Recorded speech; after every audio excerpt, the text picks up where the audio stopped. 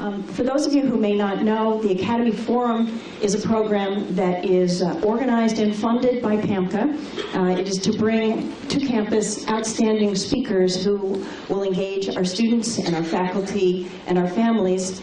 And it is also our pleasure to be able to open it up to the larger community. So we welcome you all. We're really delighted that you've braved the elements to join us tonight. Before we get going with our program tonight, there are just a couple people that I want to thank for making it possible for us. First, Amy South. Amy, where are you? Amy's around somewhere. Amy is our Community Vice President. There she is in the back. She is ultimately responsible for the entire event tonight. Next is Lucy Batzik, and Lucy is in the doorway up there. Lucy has executed every single detail for tonight. We have Trish Perlmutter. Trish has shepherded this program from the very beginning. And last but not least, Judy Polinovsky and Debbie Kozak, who make absolutely everything happen for us here at MKA. So thank you very much. So now, without further ado, it's my pleasure to introduce the headmaster of the Montclair Kimberly Academy, Tom Namick.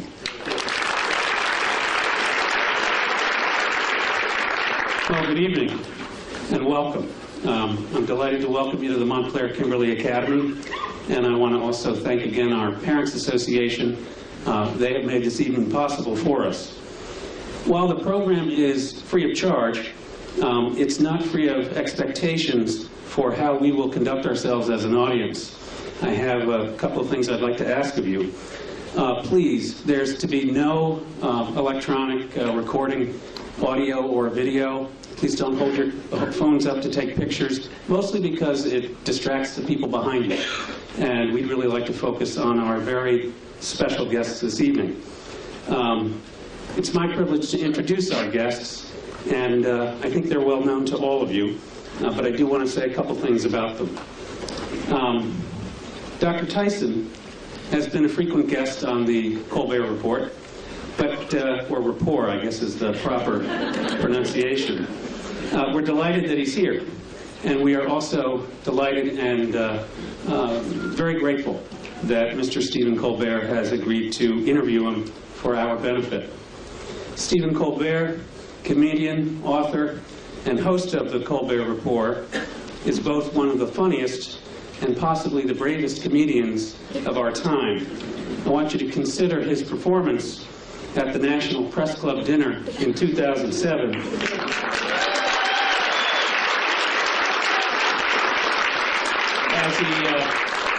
As he stood just a few feet from the President of the United States, known to the rest of us as the most powerful man in the world. Dr. Neil deGrasse Tyson, astrophysicist, director of the Hayden Planetarium, author of 9 books, teacher, lecturer, host of NOVA's 4-part series Origins, and member of 2 presidential commissions on the United States aerospace industry and the future of our country's space exploration. Dr. Tyson has a gift for working successfully within the realms of research, education, and policy formation.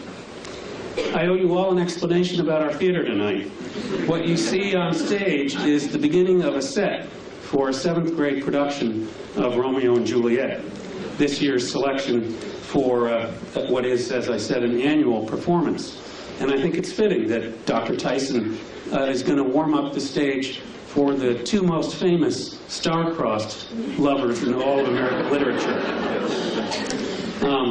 It occurred to me that there are a few things that Stephen Colbert and Neil Tyson have in common, and I wanted to comment on them.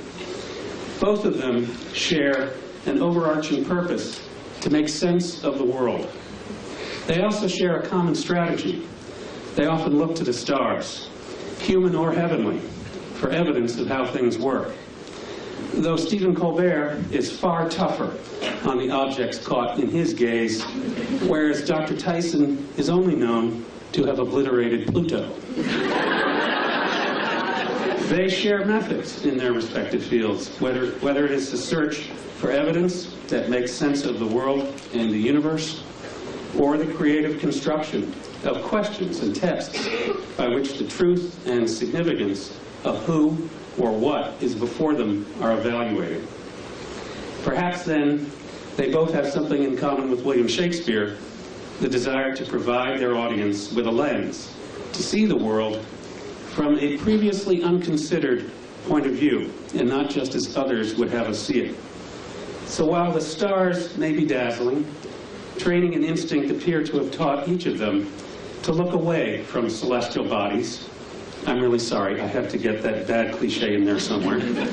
And to consider the effects that those celestial bodies have on everything and everyone around them. In addition to the challenging questions that each of them make us confront, their work has given the world a little more of that very rare and gem-like substance known as the truth, or in Stephen Colbert's case, truthiness. And we are very grateful. Ladies and gentlemen, Mr. Stephen Colbert and Dr. Neil deGrasse Tyson.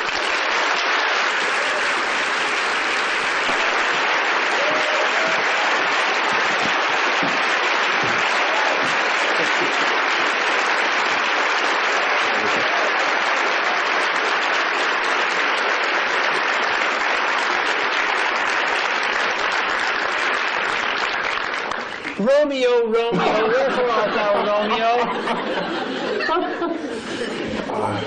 I don't know. Neil, thanks so much for coming today. Yeah, no, thank you. Mr. Dr. Neil deGrasse Tyson is, he's been on my show 6 times.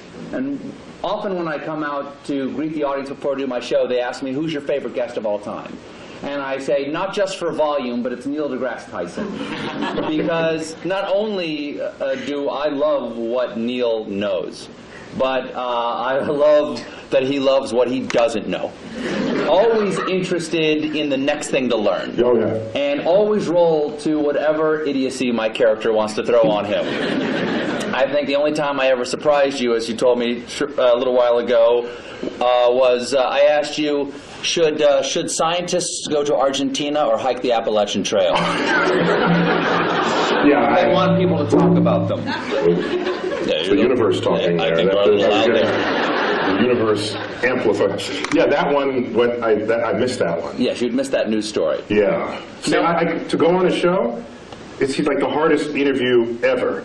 I have to I'm laden with current events just to mix with my science because I don't know where he's going to come at me. And I got to be ready with 7 tennis rackets to hit it back.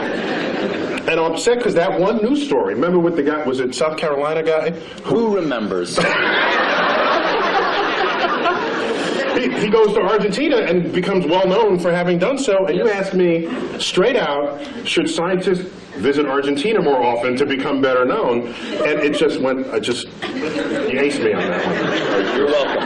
Now, Neil, we've got a lot to talk about tonight. Yeah. A lot of subjects. Science is a big thing. But I want to start off with, this is not a bribe. Okay. I want to start off with... Plus these chairs, I feel myself sliding. No. Exactly. When we first walked in, I said, oh, welcome to the barn raising. I realized we were speaking before the Amish tonight. Now it's going to make it tough to talk about science and technology. All right, Neil, I want to start. I want to start in a